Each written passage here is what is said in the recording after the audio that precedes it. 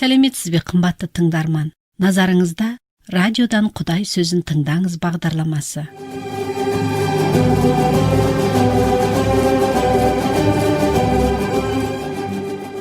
Студияда келі жазбаны зерттеуші мұғалім Бауыржан. Армысыздар, ардақты ағайын. Біз өткен хабарымызды Матай жазған ізгі хабардың 19 тарауы 15 аятымен аяқтағанбыз. Ал осы тараудың екінші бөлімінде бір бай жігіт туралы әңгіме айтылады. Ол мәңгілік өмірге ие болу үшін қандай игі істер жасау керек екенін білуге Исаға келген еді. Енді 16 аяттан бастап тыңдап көрейік. Сол кезде біреу Исаға келіп, «Ізгі ұстаз, мәңгілік өмірге ие болу үшін қандай игі істер істеуім керек?» деген сұрақ қойды. Иса оған, «Менен неге игілік туралы сұрайсың? Нағыз игілікті біреу-ақ. Мәңгілік өмірге ие болу үшін оның өсиеттерін орындайтын бол», деп жауап берді. Әлгі кісі, «Қайсыларын?» деп сұрады. «Кісі өлтірме, неке адалдығын бұзба, ұрлық жасама, жалған куәлік берме, ата-анаңды сыйла, және өзіңді қалай сүйсең, маңайыңдағы адамды да солай сүй», деді Иса. Жігіт, «Бұлардың бәрінде жастайымнан орындап келем. Маған тағы не нәрсе жетіспейді?» дегенде Иса оған бұлай жауап берді. «Егер мүлтіксіз болғың келсе, барып мал-мүлкіңді сатып, түскен ақшаны мұқтаждарға үлестіріп бер. Сонда сенің қазынаң көкте болады. Өзің қайтып келіп, шәкіртім болып соңымнан ер». Бұл сөзді естігенде жігіт еңсесі түсіп, қапаланып, сол жерден кетіп қалды. Себебі ол аса дәулетті болатын. Содан Иса шәкірттеріне қарап, былай деді. «Сендерге шындығын айтам. Байлардың Құдай патшалығына кіруі тым қиын.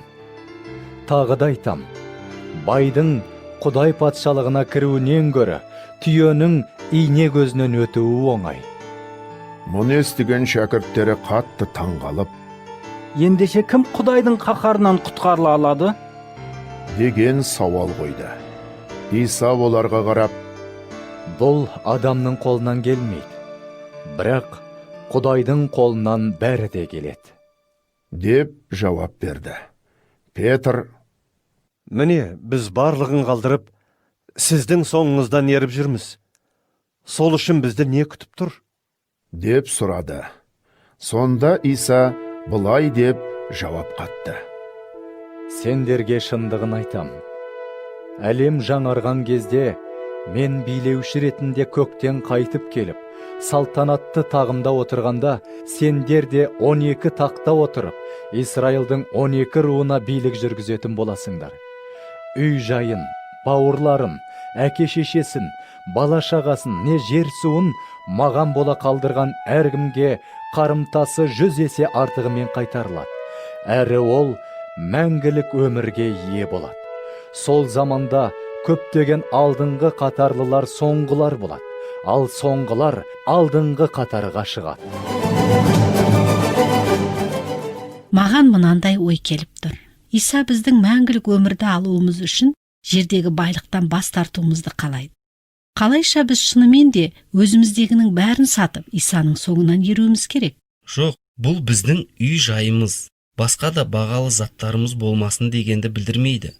Жаңа ғана тыңдаған әңгімеде жас жігіт игі істер жасау арқылы мәңгілік өмірге барғысы келді. Ол Исаға, «Мен Құдайдың барлық өсиеттерін орындап келемін, бірақ мәңгілік өмірге ие болу үшін маған тағы не жетіспейді?» деді. Ал Исаның не дегені есіңізде ме? «Мал-мүлкіңді сатып, түскен ақшаны мұқтаждарға үлестіріп бер» деді. Бірақ бұны жасауға жас жігіт дайын емес болатын. Оның жүрегі жердегі байлыққа байланған еді. Ол игі іспен төлем төлеп, мәңгілік өмірді сатып алғысы келді. Алайда мәңгілік өмірге игі істер жасап та, сатып та ие бола алмайсыз. Тек қана құтқарушы Иса Мәсіхке сенім арқылы ие боламыз. Сондықтан кез келген уақытта Иса бізден не қаласа, соны орындауға дайын болуымыз керек. Ендеше 20 тарауды соңына дейін оқиық. Иса сөзін жалғастырып, былай деді. Құдай патшалығындағы жайт мынау сияқты. Бір қожайын таң сәріде жүзім бағына жұмысшы жалдау үшін үйінен шығыпты. Жұмысшылармен күніне 1 күміс теңгеден төлейтін болып келісіп, оларды жүзімдігіне жібереді. Сағат 9-да қожайын қайтадан үйінен шығып, базардан әлі де жұмыссыз тұрған басқаларды көргенде, оларға сендер де жүзімдігіме барыңдар, тиісті ақыларыңды төлеймін дейді. Олар да сонда кетеді. Қожайын түскі сағат 12 және 3 шамасында да солай істейді. Соңғы рет сағат 5-те барса, жұмыссыз тұрған тағы бірнеше адамды көріп, оларға былай деп тіл қатады. Неліктен сендер күні бойы бос тұрсыңдар? Бізді ешкім жалдаған жоқ. Онда сендер де жүзімдігіме барыңдар дейді қожайын. Кешке ол шаруашылығын басқарушысына жұмысшыларды шақырып, жалақыларын төле. Ең соңғыларынан бастап, алғашқы барғандармен аяқта деп тапсырады. Сонда сағат 5-те жалданғандар келіп, 1 күміс теңгеден алады. Алғашқы болып келгендер көбірек алармыз деп үміттенгенмен, оларға да 1 күміс теңгеден тиеді. Соны алған олар қожайынға өкпелеп, соңғылар 1 сағат қана жұмыс істесе, біз осындай ыстықта күні бойы жұмыс істедік. Дегенмен сіз бәрімізге бірдей ақы төледіңіз деп күңкілдейді. Қожайын біреуіне жауап қайтарып, достым, саған әділетсіздік жасаған жоқпын ғой. Әуел баста 1 күміс теңгеге келіспеп педік. Ендеше ақыңды алда кете бер. Соңынан жалданған мыналарға саған бергендей ақы төлеуді өзім қалап тұрмын. Әлде менің меншігімді өз қалауымша жұмсауға еркім жоқ па? Яки оларға жомарттық жасағанымды көре алмайсың ба дейді. Осылайша соңғылар алдыңғы қатарға шығады, ал алдыңғы қатарлылар соңғылар болады. Иерусалимге өрлеп бара жатқанда Иса жолшыбай 12 шәкіртін бөлек шақырып алып, оларға өз басынан өткізетіндері туралы былай деді. Енді Иерусалимге өрлеп бара жатырмыз. Сол жерде көктен келген билеушіні басты діни қызметкерлер мен дін мұғалімдеріне сатып кетеді. Олар оны өлімге кесіп, Құдайға мойын сұнбайтын басқа ұлт адамдарына ұстап береді. Солар оны мазақтап, қамшымен сабайды. Ақырында айқышқа шегелеп өлтіреді. Алайда ол 3-ші күні қайта тіріледі. Сол уақытта Зебедейдің әйелі ұлдарын ертіп, Исаның қасына келді. Әйел бір өтініш білдірмек болып, оған тізе бүгіп тағзым етті. Иса, сіз не қалайсыз? деп сұрады. Әйел, патшалығыңызда осы 2 ұлымның біреуіне оң, екіншісіне сол жағыңызда отыруды берсаңыз екен, деген тілек білдірді. Алайда Иса жауап беріп, не сұрап тұрғандарыңды ұқпайсыңдар. Мен Құдайдың қаһарына толы тостағаннан ішпекпін. Ал сендер солай істей аласыңдар ма? деді. 2 шәкірт Иә, істей аламыз. дегенде Иса, Мен шетін тостағаннан, сендер де шетін боласыңдар. Бірақ оң мен сол жағыма отыруға тағайындау менің қолымда емес. Көктегі әкем кімге дайындаған болса, солар отырады. деп сөзін аяқтады. Қалған 10 елші мұны естігенде 2 ағайынды жігітке қатты наразы болды. Иса оларды қасына шақырып алып, былай деді. Билеушілері қол астындағы халықтарды билеп төстейді. Төрелері де соларға қатаң әмір жүргізеді. Соны білесіңдер. Бірақ сендердің араларыңда ондай болмасын. Керісінше, қайсың ұлы болғысы келсе, сол өзгелеріңе қызмет ете берсін. Қайсың ең бастыларың болғысы келсе, сол сендерге қол іспетті қызмет ете берсін. Осы сияқты мен де Құдай тағайындаған билеуші бола тұра, өзіме қызмет еткізуге емес, өзім қызмет етіп, көптеген адамдардың азаттық төлемін өтеу үшін жанымды қиюға осы дүниеге келдім. Иса шәкірттерімен Ерихон қаласынан шыққанда, оның соңынан халықтың үлкен тобы ілесті. Сонда жол жиегінде отырған екі соқыр кісі қастарынан Исаның өтіп бара жатқанын естіп, Тақсыр, Дәуіттің ұрпағы, бізге рахым ете көріңіз. деп айқайлады. Халық оларға ұрсып, үндемеуге бұйырды. Бірақ екеуі одан бетер айғайлап, Уа тақсыр, Дәуіттің ұрпағы, бізге рахым ете көріңіз. деп жалбарынды. Иса тоқтай қалып, оларды қасына шақырып, Өздеріңе не істегенімді қалайсыңдар? деп сұрады. Олар, Тақсыр, көзімізді аша көріңіз. деп өтінді. Иса оларға жан ашып, көздеріне қолын тигізді. Сол сәтте көздері ашылып, көретін болды. Содан олар Исаға еріп, жолға шықты. Мұғалім, алдымен жүзім бағына жалданған жұмысшылар туралы астарлы әңгімені түсіндіріңізші.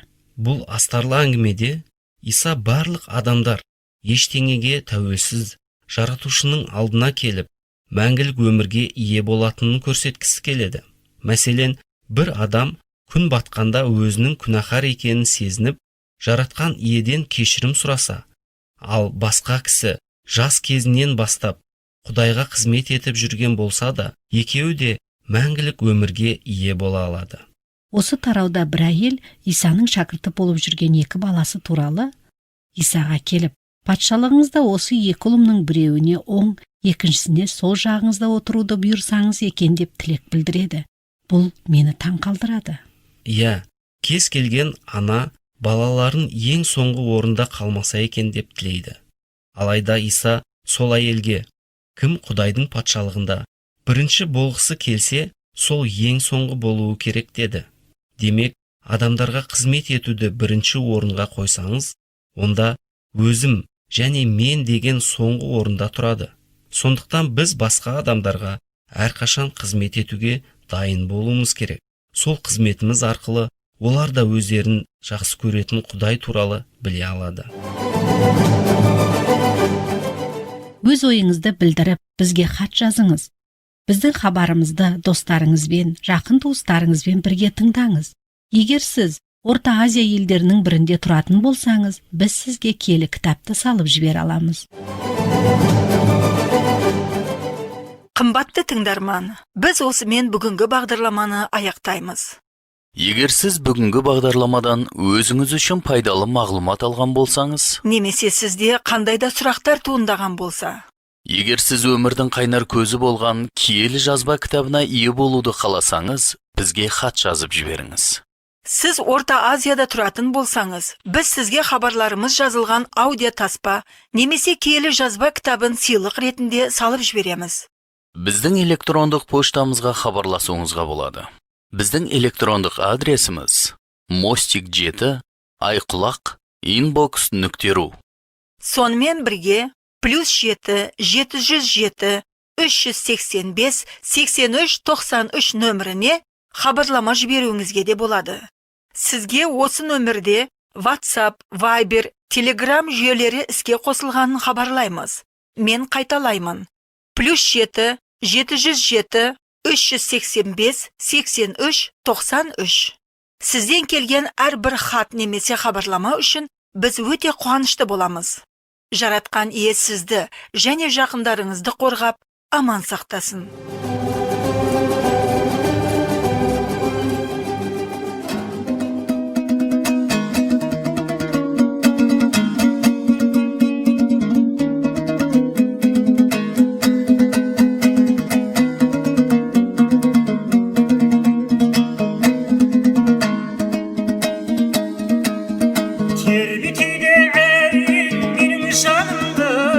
Tındayken tenger minenimdi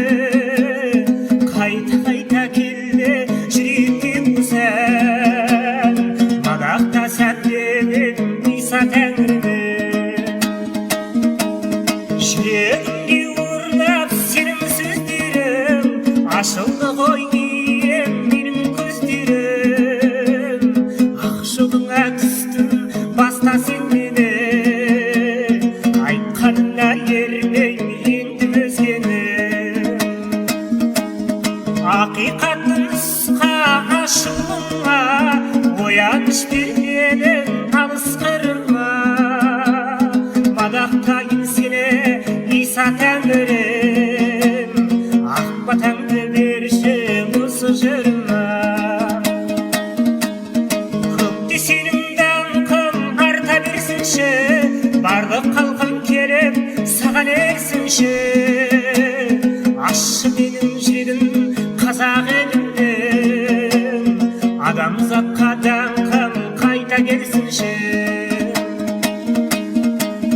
Madakkanlar dostlar Tenride bugün Madakkanlar olsa oluluk üçün Aspan benim jirdi madakkanlar şün Biyemizдің raqım şatağa düşün Terbiteli evrim benim canımdı Tındayken tәңір менің әнімді Қайта келді жүрекке өсәм Мадақтасам дедім Иса Тәңірді Қайта келді жүрекке өсәм Мадақтасам дедім Иса Тәңірді